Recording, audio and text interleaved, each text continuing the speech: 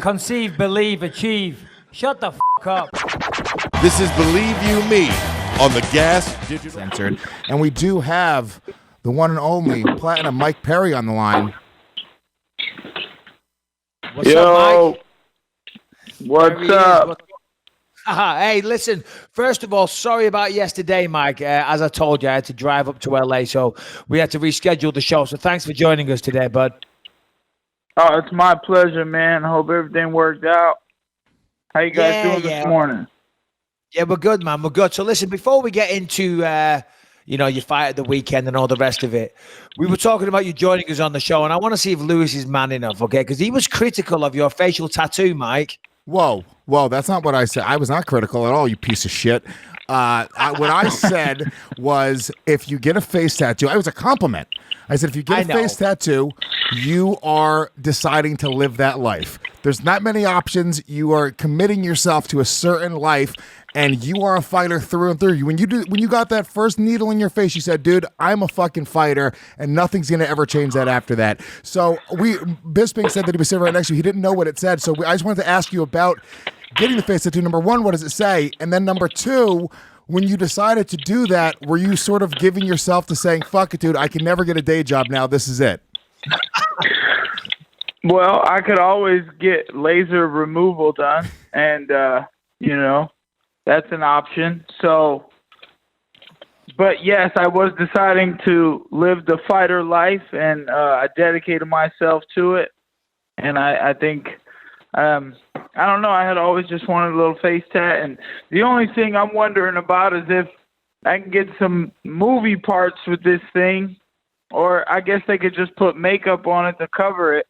And, I get a scene kicking Michael Bisping's ass in a movie or something. I don't know. Yeah, hey, 100%, buddy. I would love that. And yeah, they just cover it up, because I have a tattoo on my arm, and when I do stuff, they spend, I don't know, it takes about an hour. They just put some stuff on, they cover it up. So that's all good. Listen, Mike, amazing fight at the weekend, man. How are you feeling right now? Because it was kind of a back and forth war. You both, probably picked up some injuries. But again, that was one of the most exciting fights I've seen in a long time. So massive congratulations from all of us. How are you feeling? Oh, that's great, man. I'm so happy to hear that. I feel good. I love hearing that people love the fight. I think that's the most important thing. Right next to coming home the winner. And, we both got a bonus, so he's got to feel like somewhat of a, I don't know, if you lose, you lose, right? But he can't feel too bad. I know I've said before, you can be wheeled through the airport as a winner or as a loser. And I threw some kicks and hurt my legs a little bit more, and I pushed myself a little harder to take home the dub over the weekend. And I, it's funny. My coach was trying to make a joke, and he said, it's funny that all the guys that we had fight on the card that we knew, he said, man, it seemed like the guy who trained the least did the best. And I said, that's kind of messed up. I felt like I trained hard, and just because the times that you guys don't see me doesn't mean I wasn't training. So, but it was, I was definitely out of shape, and they called for the fight on 4 weeks' notice. And I kicked it into high gear, and I think that just kept my mind in a sharp place. If I was training for 3 months, I don't know, how capable I would have been able to keep my mind strong. I knew I had to, I guess with the 4 weeks, I knew I had to put my head in the right place and just take it. And plus the opponent helped too. So definitely next time, the style matchup that they put me up against, it all makes a difference. He came to fight as well as I did, which is beneficial to me in my fighting style. I'm a tough fighter, so if you come to fight me, that's what I want. So it's these guys who run and hide in there that I'm looking to come home with dubs on next. And I think I will. I think my head's in the right place. It's matured a lot, and I think I'm capable of beating anyone on any given night as long as I drill properly and I stay focused. but that focus is a toss-up. It's like if you're zoomed in on your priorities, it's just like something that happens naturally. You could turn a corner and be thinking about, there's my girl's butt, and you just be not focused like you thought you were. And I don't know, it's a toss-up. Maybe you know what I'm talking about, Mike. Yeah, no, absolutely. I do. 100%. Many, many times I've been there, and you do see things out there. And like Perillo, my boxing coach, always says the main thing is just to go in there and keep the focus for 15 minutes. Lewis, I see you waiting patiently like an eager beaver to say something. Go ahead. Well, no. I mean, you'd mentioned your girlfriend. We see those videos of you training with your chick, and congratulations. I believe you guys, did you guys just get married? Yeah. Congrats, dude. Number one, how's married life? And number two, talk about how she's helped you, because we watch your videos with you and your chick training on the show a few times at this point. They're great. Your chick is probably tougher than me or anybody else in the studio right now, with the exception of Mr. Bisping. But yeah, talk to me a little bit about that. It seems like you guys have a really strong relationship. Yeah, it's a helpful thing. It's a blessing for sure. I taught her everything she knows, and I taught her how to teach me, and then she takes her look from the outside at what she pays attention, and she sees what works for me and what doesn't, and she knows I love honesty and when it comes to mitts and things like that, the goal of being a fighter is I think for most fighters is to grow their martial arts and to become their own thing and be known as the type of fighter that they are and they want to be. And with her, I tell her what combinations I'm looking for, and we put it together, and we'll do the same one a few times. And, with other coaches, I can't really do that because they might be able to, get some things over on me when we're training.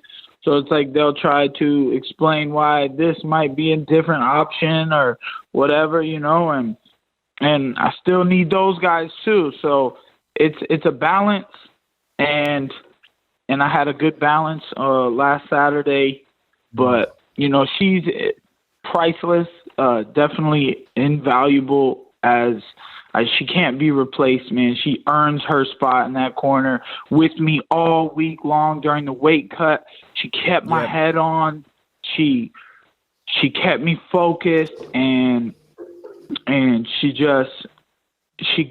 understands that it's not a lot of love I want that week, and I feel bad for her because she wants love, and I'm like, don't touch me, and I might touch her leg with my fingertip.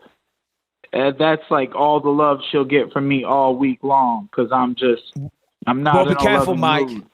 Be careful, Mike, because we were just actually talking about a story. Somebody stroked somebody's leg and got sued $8.5 million. It's funny that you mentioned that. But I do hear what you're saying, because I used to say to my wife, she wants to come to all the fights, and she'd get a little pissed off sometimes because I'd say I didn't want her there. Not because I don't love her or anything like that, but because it was a distraction, and I need to be, selfish and think about me right now, not thinking about looking after her and the kids. But, it seems like everything's going well for you now. I mean, that was an amazing fight, as I said. You definitely got to be a fan favorite now. I think everybody knows that when you fight, you're going to bring it. It's going to deliver. It's going to be action. I mean, of course, You got to be thinking about a title shot. Every fighter wants to achieve that. What do you make of the welterweight division right now, and how long do you think it'll take you to get a shot if you carry on winning fights like that?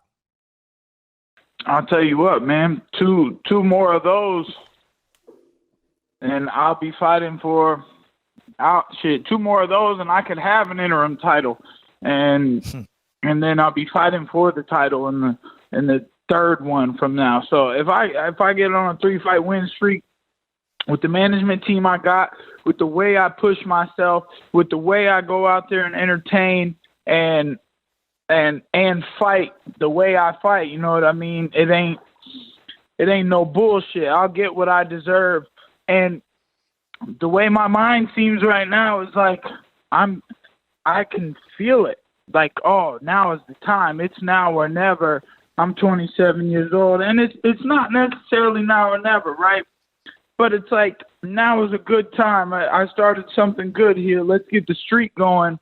And I can do that if I stay on this focused mindset that I'm on and really pay attention to detail, like what my opponents are going to want to do, where they're strong at. And it's simple, really, in the sport of MMA. The game is the clinch. It's up against the cage. It's if you land on the ground on your back, a guy wants to take your back, or a guy wants to get you down and get on top of you. It's who can get in those positions first and then waste time there and or land some solid ground and pound shots or strikes up in the clinch.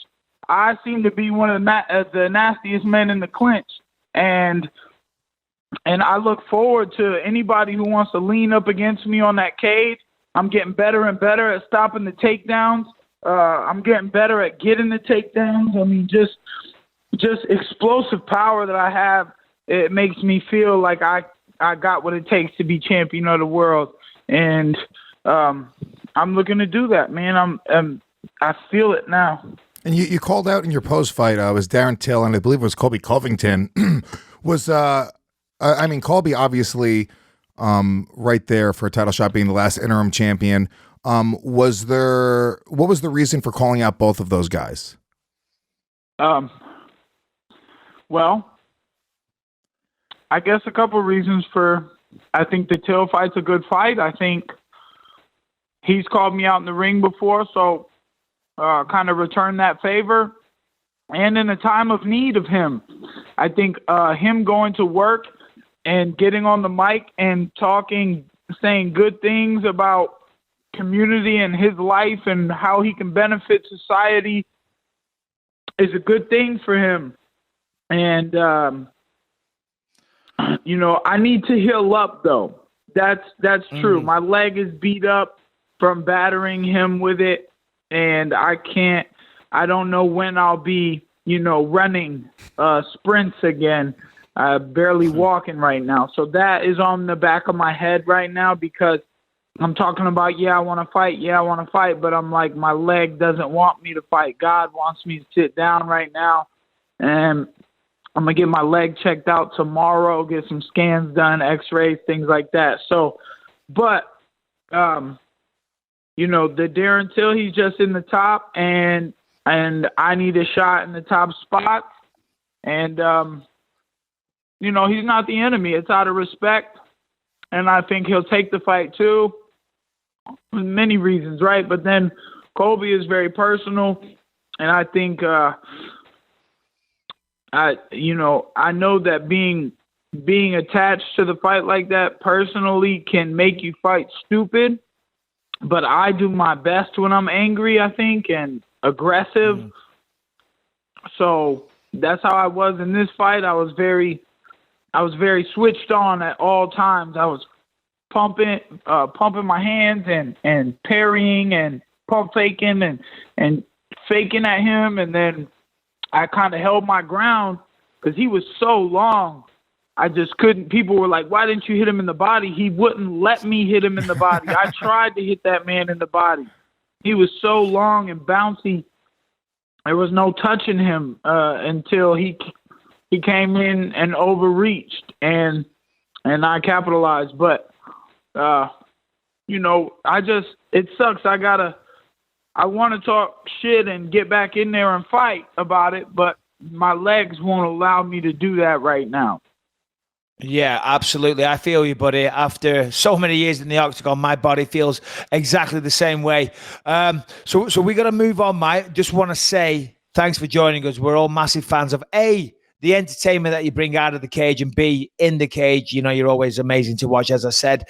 I'd love to see you versus Darren Till. I think that's a fight that makes a lot of sense. If not for more than anything of that little confusion that you had when you said let's go spa, and he thought you meant let's go to the spa for a massage. I thought that whole thing was fucking great.